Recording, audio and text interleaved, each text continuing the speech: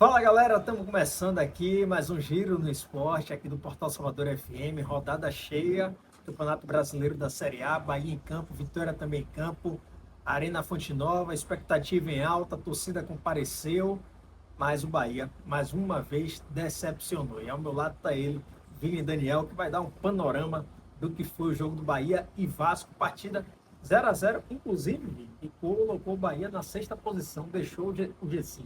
Vamos nessa, Barreto, vamos nessa, galera. Exatamente, o Bahia que tinha mais uma das chances ali de voltar ao G4, ao consolido G4, que o time já deixou claro que é o principal objetivo da temporada, terminar ali entre os quatro classificados de forma direta para a Libertadores do próximo ano, só que desperdiçou mais uma vez essa chance, né? Partida 0-0, partida bem feia para quem estava assistindo, apesar de ser um 0-0, tiveram até 4 gols, 2 de cada lado, só que os 4 anulados por impedimento.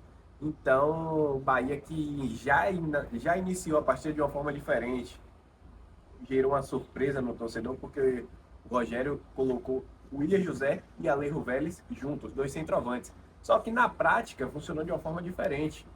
O Alejo ficou ali fazendo centroavante de origem, e quem desceu foi o Willian José. Fez como se fosse um meia de criação, um meia de armação, mais ou menos a função ali do Everton Ribeiro, mas até mais centralizado do que ele. E aí a gente volta a tocar naquilo, né, Barreto, que a gente já vem falando nos vídeos anteriores, que o Bahia está em falta de um meia de armação. Meia de armação, a gente falou do Everton Ribeiro na semana passada, mas o que me chamou mais a atenção na partida foi o pós-jogo, coletiva de Rogério Ceni. Eu desconheço o fato, falei no pré-jogo, não sei se eu desconheço o fato de um pedido de rescisão. Eu perguntei para o Cadu, ele disse que nunca houve um pedido de rescisão. Do interesse do Nacional, eu conheço o fato. Da lesão do tornozelo dele, eu posso garantir para vocês que ela existiu e ele demorou para recuperar, voltou. De problema familiar eu não posso dizer para vocês porque eu não sei, foi uma das coisas que foi falada, eu desconheço.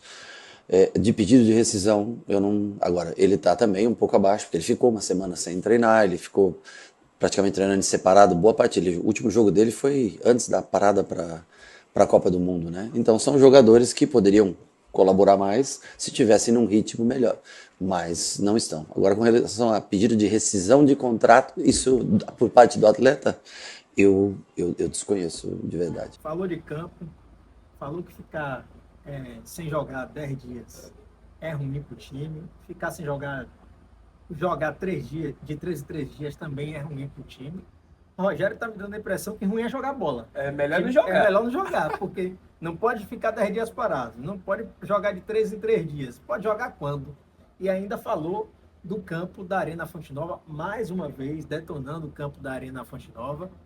E o Rogério Ceni parece que já começa a entrar naquela fase ali de estar sem rumo e faltando explicações para dar, porque justificar que ficar 10 dias sem jogar bola é ruim para o elenco, é difícil o torcedor tentar engolir isso aí, né? Parecem muitas desculpas e pouco futebol, porque a gente entende que realmente, de fato, o gramado tá ruim, fato.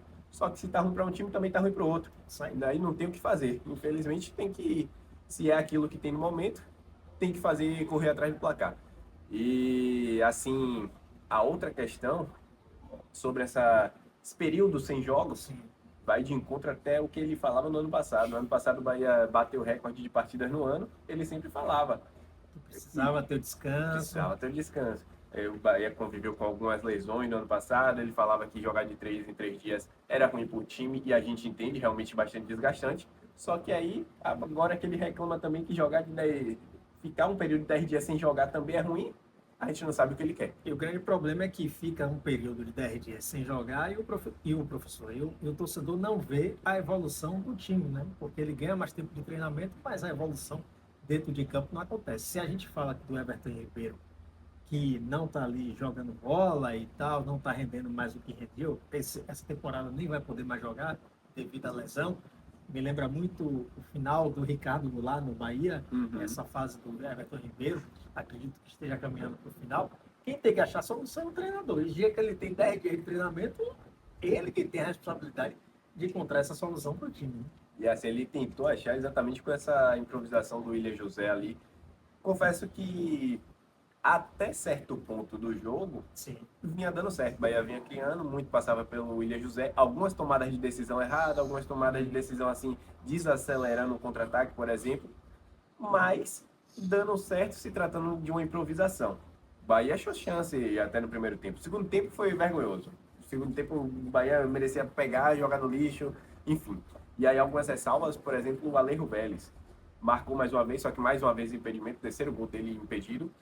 Ainda não balançou as redes de forma oficial pelo Bahia, só que é um atacante que tem muito potencial. Sim. A movimentação do Alejo é absurda. É um cara que tem uma imposição física muito forte, ganha duelos fazendo parede, aquele clássico centroavante. O Bahia precisa explorar mais as qualidades e as valias dele. Por exemplo, ele fez 3 gols impedidos, estava mais à frente, só que a demora foi no achar do passe para ele. Sim. O Bahia precisa achar esse time da bola de tempo, e aí passa por o que a gente já falou da falta de um meia de armação de origem mesmo, e explorar mesmo essa característica do Alejo. É um atacante que tem muito potencial com a camisa tricolor.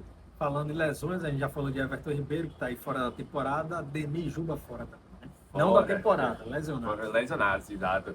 O Ademir que sentiu uma lesão ali no adutor da coxa esquerda na etapa inicial, tentou voltar, acabou não conseguindo seguir na partida. O Juba foi até estranho porque ele saiu para o intervalo, ele tinha sentido uma pancada antes, saiu para o intervalo, ele voltou para o campo, como se fosse iniciar. Só que percebeu que não iria ter condições de jogo, e aí saiu, entrou o Zé Guilherme. Fez uma boa partida por sinal o Zé Guilherme, só que a preocupação é para a sequência da temporada sem o Juba e sem o Ademir. A gente ainda não tem ideia de quanto tempo eles vão ficar de fora. O Juba foi um trauma no pé direito, o Ademir no adutor da coxa esquerda. E aí uma preocupação para o Bahia, porque o Cauê Forquim, que em tese é o substituto ali do Ademir, ele foi convocado para a seleção brasileira sub-17. Só que com isso, agora o Bahia vai tentar solicitar aí a CBF que aumente o prazo para ele se apresentar, ou então até tente deixar ele aqui, porque vai fazer falta, vai precisar dele para os próximos jogos, né? Pois é, outro lance que está pegando no Bahia é a situação do Kiko Oliveira, né? O Márcio Martins, da Salvador FM, trouxe até a informação que o Kiko estava forçando a saída do Bahia. No episódio anterior a gente trouxe essa informação aqui, ele estaria forçando a saída do Bahia, e parece que não é bem assim. O Rogério Ceni tentou justificar e falou que o Kiko ele não sabe oficialmente nada sobre essa saída dele do Sport Clube Bahia nesse momento, né? Só contextualizando, toda essa novela do Kiko Oliveira começou, a última partida dele foi no dia 30 de maio contra o Botafogo. Depois disso teve a pausa para a Copa, o Bahia retornava contra a Chapecoense. Ele estava relacionado, mas de última hora foi cortado.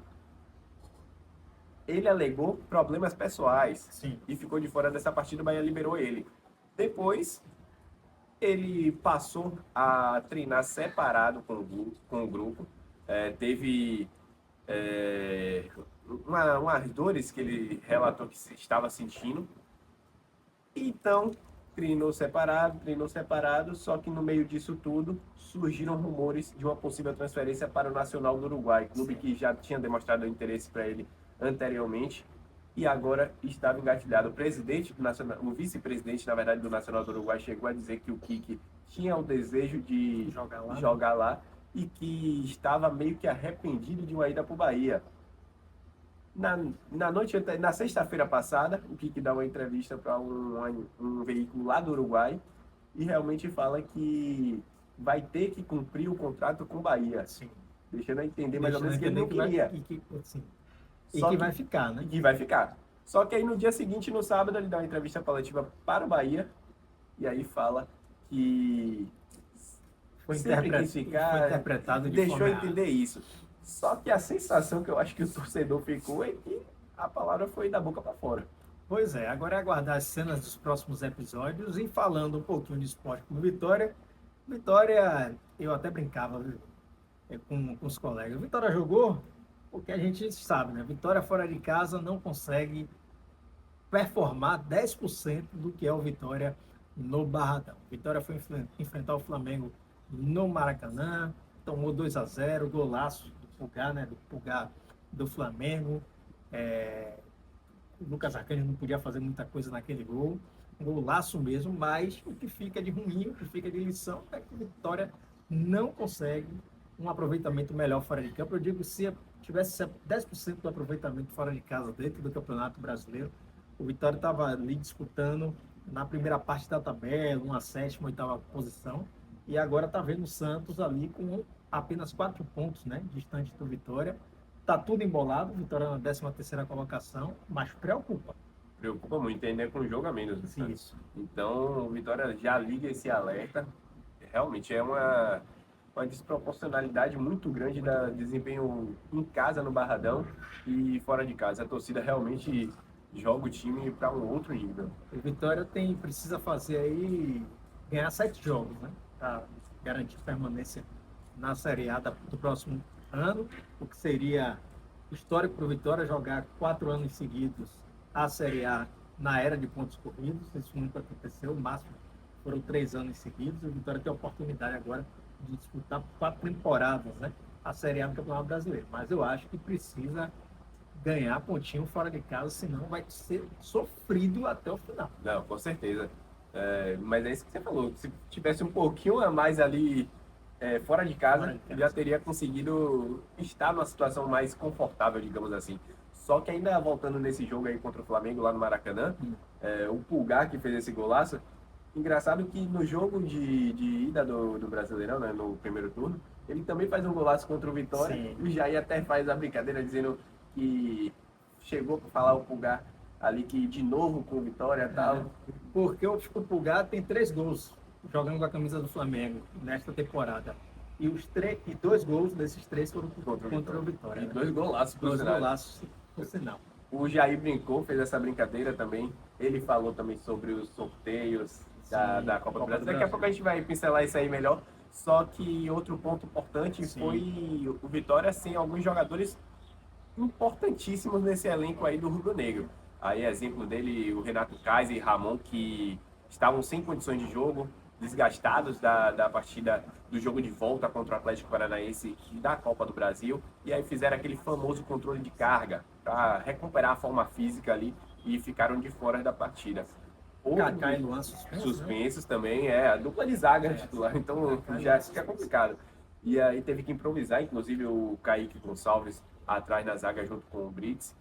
E aí outro desfalque, mas esse por um motivo nobre, o Gabriel Baralhas, que foi acompanhar aí o nascimento do filho dele, que tá previsto para hoje, na verdade, só que a possibilidade poderia acontecer ontem, então foi liberado pelo clube para acompanhar o nascimento do filho, inclusive no Dia dos Pais, né? Pois é, o Baralhas que tinha feito um excelente jogo contra o Atlético Paranaense e agora sorteio da Copa do Brasil amanhã, né? Terça-feira. Tá com expectativa de quê aí, Vitória? Tem Internacional, tem Palmeiras, tem Cruzeiro, tem Atlético Mineiro, tem o Santos e Vasco. Eu acho que o Vitória poderia ir, pensando pelo lado do torcedor, o Vasco ou Santos.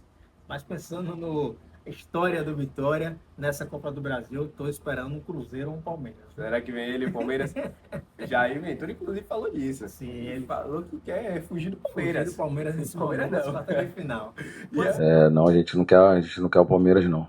A gente sabe o quanto é difícil enfrentar essas equipes. Pois é, boa, né? Mas pela tradição do Vitória em sorteios, acredito que pinte aí Cruzeiro ou o próprio Palmeiras, né? E aí só pedreira. Inclusive, podem ter 3 clássicos nessa Copa do Brasil nas quartas de final.